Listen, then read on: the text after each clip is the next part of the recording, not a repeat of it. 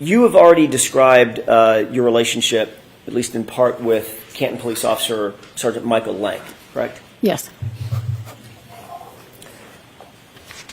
He is friends with you? His daughter is friends with my daughter. You're friendly with the family? Yes. Okay. And you're aware that he's also friends with the Albert family? No, well, no. Were you aware that Michael Lank grew up with Chris Albert? I was not. Have you ever been in a social setting with both the Lanks and the Alberts? No. You're aware, obviously, you were at the scene. He was the first officer to respond to the crime scene at 34 Fairview on January 29th after Officer Seraph and after Mulaney arrived. Right? Then it was Sergeant Lank. I don't know which order. I did see Sergeant Lank there, yes. Was he the, excuse me a second.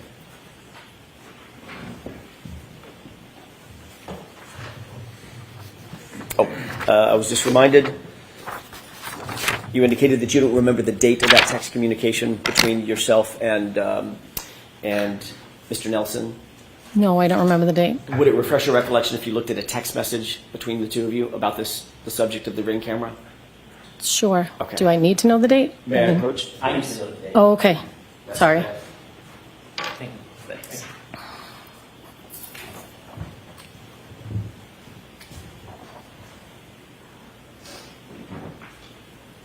Is it March 7th, 2023? Does that refresh your recollection? Yeah. Okay. Thank you, Rob.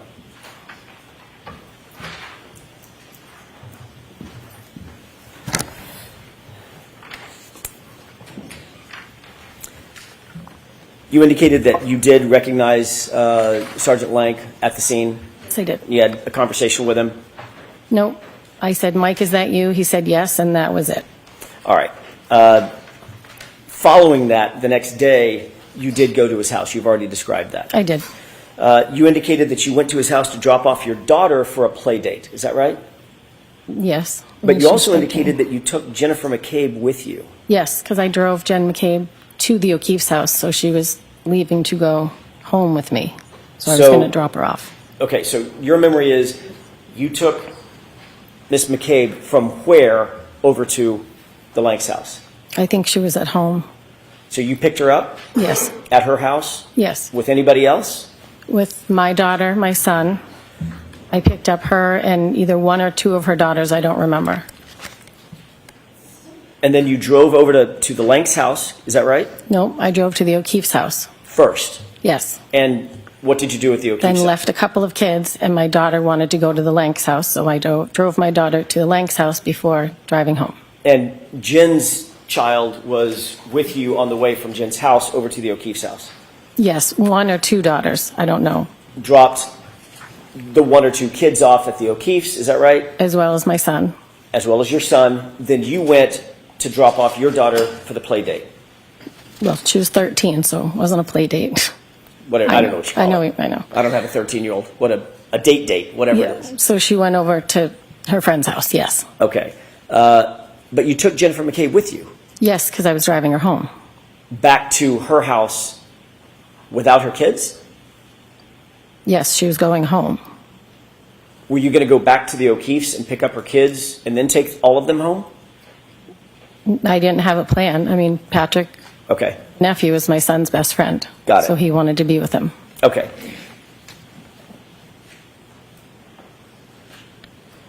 Did you, I think you just answered this, but I want to make sure I'm clear about it. You didn't take separate cars. You all went in the same car, is that right? Correct. Okay. Did anybody stop by or go by 34 Fairview during that roundabout? No, Nobody stopped off at 34 Fairview either on the way or on the way back? no. Okay. I don't believe so. That wouldn't be the route in which to get to my house. Right, exactly. You indicated that you stayed, even though you were dropping off your daughter, y'all stayed, you and Miss McCabe stayed at Sergeant Lank's house for some 45 minutes. Does that sound about right? Yeah. And Sergeant Lank's wife, you indicated, was in the back seat of your car? Yes. Did y'all ever go inside the house? Jen went in to go to the bathroom. Was Sergeant Lank there? I don't know. I didn't go in. You didn't have any communications with Sergeant Lank? I'm sorry? You didn't have any communications with Sergeant Lank himself, Mike Lank, on that trip? No, I did not. But you don't know whether or not Jen did? I don't know whether or not Jen did. She went in the house to go to the bathroom. Okay.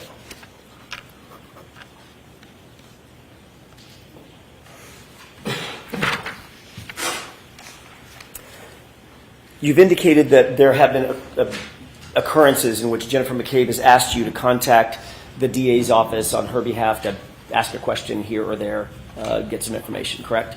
To Steve Nelson, yes. Okay. How many times, just the number of times, the volume, would you say that Ms. McCabe has asked you to reach out to the DA's office in one particular or another on her behalf? I don't think very many. What does that mean? Of the 50 times that you've had No, communications? maybe like 4. Not many, to my knowledge.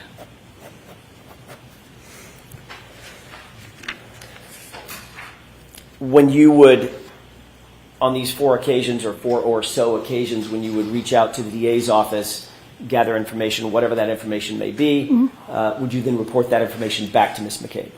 Yes. Okay.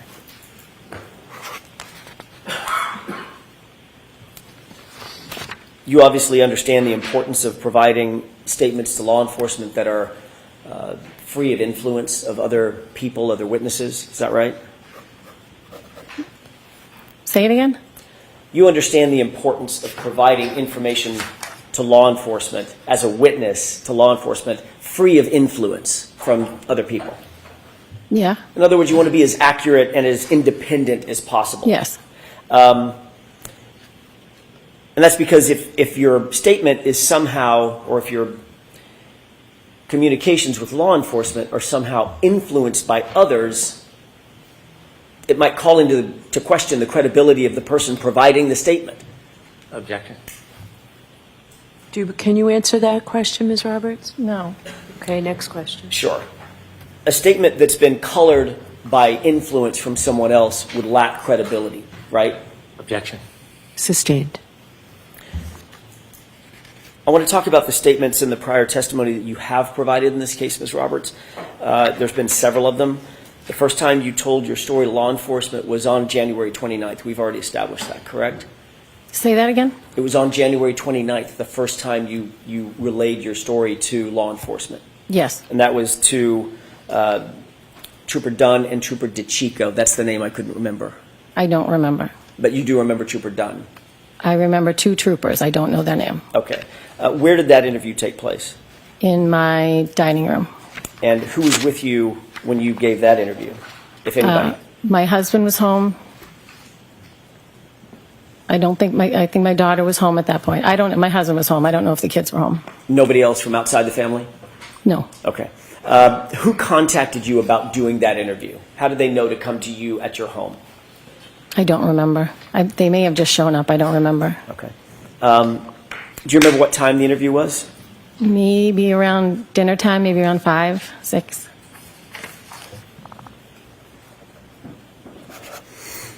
Was it recorded?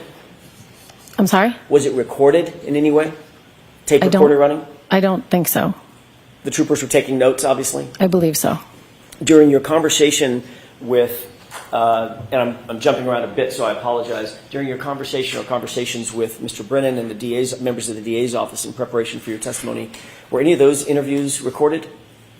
No. Was anybody taking notes? No. No, none of the DAs were actually taking notes, the ADAs? I didn't look around the table to see if anyone was taking notes, but I didn't see them taking notes. No pads and pens on the table? There was a lot of stuff on the table, but I didn't see anybody taking notes. Okay.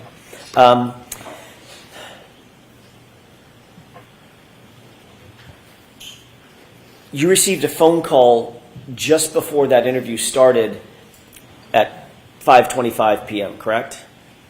Around 5 o'clock, 6 o'clock. Is this the night of the 29th, you mean? This is the night of, I'm jumping back to the night of the 29th. Yeah, I'm not following you very well. That's okay. On the 29th, Yeah. when you were interviewed around 5:25 p.m., maybe just a little bit before that, Yeah. you received a phone call just before that, correct? I do not know. Isn't it true that Jen McCabe called you and spoke to you just before that? I spoke to Jen McCabe the entire day. Okay. Including just before that interview? I don't know. Did you tell Jen McCabe that you were about to be interviewed? No, Did you tell her at some point did you text her and tell her that the officers had arrived? I don't think so. Did she text you back and say, call me right after? I don't know. Okay. During the course of that interview, when the incident was still pretty fresh in your mind, you indicated that at about 5 a.m. you got a call from Karen Reed indicating that John never came home and that she was worried, correct? Correct. You also indicated that she was worried that John may be walking and may have gotten hit by a plow. You relayed that to the officers. Yes. You indicated that you met up with Karen Reed and Jennifer McCabe at Jennifer McCabe's house, and Karen was hysterical and worried that something had happened to John. Yes. You also indicated that once you were at 34 Fairview, once you all had made your way over to 34 Fairview, Karen saw John and ran to him, although you and Jennifer didn't see him initially, correct? That's correct. You said that Karen was repeating the phrase, is he dead, over and over. Is that right? That is correct. You also indicated that she said that if anything happened to John, she'd kill herself, correct? That's what she said to me. Object. So the objection sustained. Did you indicate at any time, I'm sorry, let me ask it a different way. Did either of the troopers indicate to you after your initial interview that if there was anything further that you could recall that would be useful, please provide it? Please give it to at that time. I don't know. Okay. Would it refresh your recollection to look at that January 29th report? Sure. Okay. May I? Yes. During this interview with Trooper Dunn and Trooper DeChico, they indicated after you gave your statement that if you wish to provide anything additional, now is the time to do it. Objection. Sustained. Were you informed that you were limited on time in that interview? Meaning, we got to get this done, we're leaving, we're out of time. No. They didn't cut you off, correct? No. They didn't tell you that they had a limited amount of information that they wanted and then they were just going to leave, correct? I don't remember. I don't recall. As a matter of fact, they told you that anything you wanted to provide to them, provide it. Give them as much detail as you could, correct? I don't recall. Okay. You just read the last statement that these troopers indicated, correct? If there was anything further she could recall that would be useful, please provide that information. Object. Sustained. Your Honor, may we approach? Yes.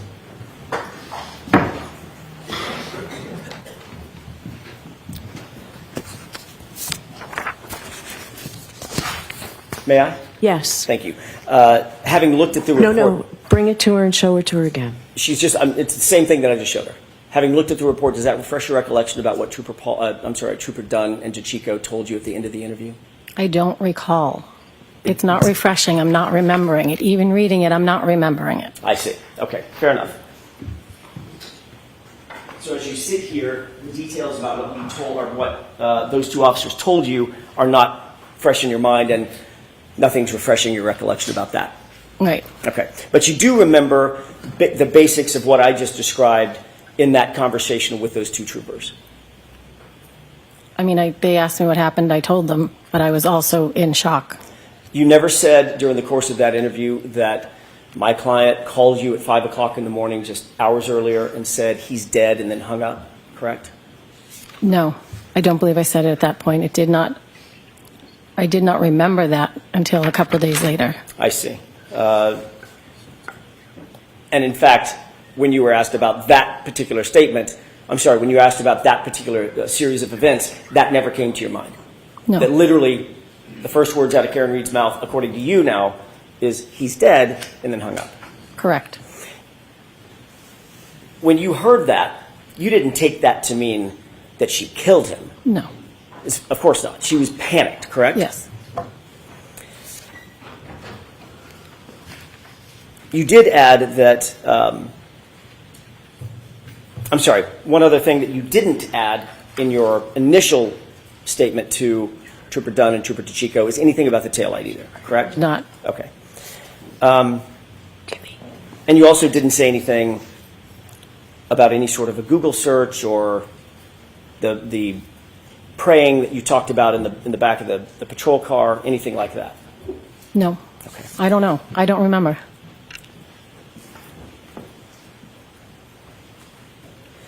The second time you were interviewed, that was the February 1st interview. That was with Kathleen Prince and Connor Keith, correct? And you've just looked at that report, at least part of that report. Is that right? Say it again? Connor Keith and Kathleen Prince, that was on February 1st, 3 days after your initial statement, correct? I don't remember the date, but I remember meeting with them. Okay. I want to make sure I get the dates down, so I'm sorry to belabor this, but... Am I reading the whole thing or just the part where you dotted? Just to refresh your recollection Oh. of the dates. Oh, for the date, yes. Yes. What date was it that you met with me? February 1st.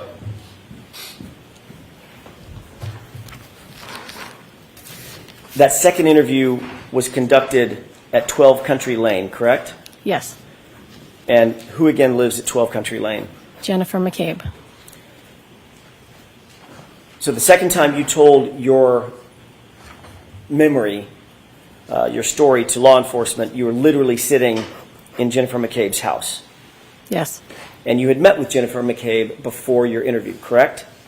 Yes. We were putting a timeline together. So you two were actually prepping, if that's a valid term, prepping for your interview, putting a timeline together, correct? We were putting a timeline together at the request of Mrs. O'Keefe. And Jennifer McCabe, was helping you with the timeline, and you were helping her with the timeline. Yes, we were putting together the events of what had happened. So she was helping you, and you were helping her, yes or no? Yes. Okay. So both of you were assisting in each other's memories, correct? Yes. I remember this, and you remember this, and okay, now I remember this, correct? Yep. Obviously, that would help influence your memory, going Yes. over the event with someone else, correct? Yep. So what's on that timeline, you would agree, is not completely independent, your memory. It's a combination of your memory and Jennifer McCabe's memory. Isn't that right? Yes.